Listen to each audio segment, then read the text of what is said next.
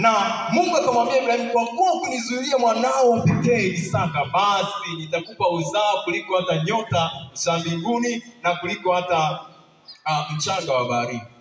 Kwa sababu hakuna kitu chochote kilichobaki ndani ya Ibrahimu ambacho kilikuwa kinalinganishwa na Mungu, kwamba alikuwa tayari hata kumtoa mwanae wa pekee ambaye amemsubiri miaka 100 na mke wake amemsubiri mtoto miaka 90, lakini hakuona kuwa ni kitu kulinganisha na Mungu, akawa tayari kutoa. Sasa wewe ni kitu gani ambacho kinakuzuia ndani ya moyo wako kwamba usiwe mkamilifu mbele za Mungu? Je, ni marafiki ulionao? Ni kazi ulizonazo? Ni kitu gani ambacho kinakutenga na upendo wa Mungu? Bwana Yesu asifiwe.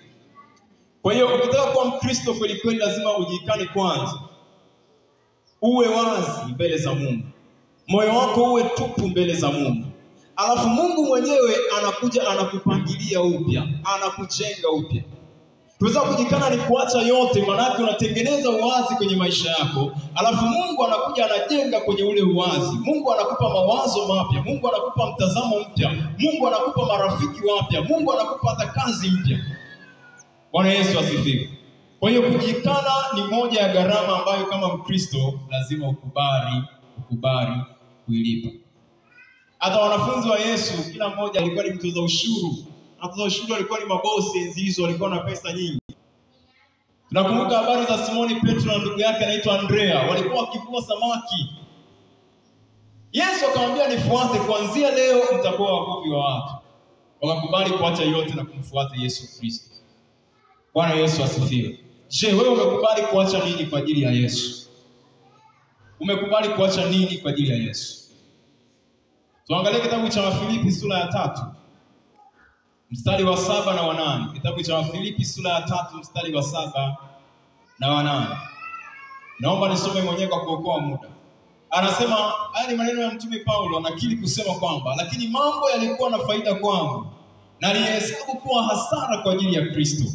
Na zaidi ya hayo, nahesabu mambo yote kuwa hasara kwa ajili ya uzuri usio na kiasi wa kumjua Yesu Kristo Bwana wangu, ambaye kwa ajili yake nimepata hasara ya mambo yote, nikihesabu kuwa kama mavi ili nipate Kristo.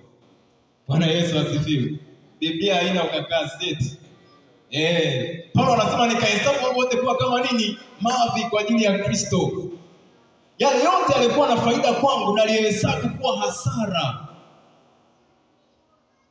Kuishi vizuri na Yesu Kristo kunahitaji gharama, kunahitaji kujitoa. Lazima ukubali kuacha yote ili uishi maisha halisi ya Ukristo. Biblia inasema ni heri ungekuwa moto au ungekuwa nini? Baridi. Lakini ukiwa vuguvugu anasemaje? Atakutapika. Ndio maisha wengi wa Kristo tunaoishi. Hataka kuishi gharama halisi ya kujikana. Kwa hiyo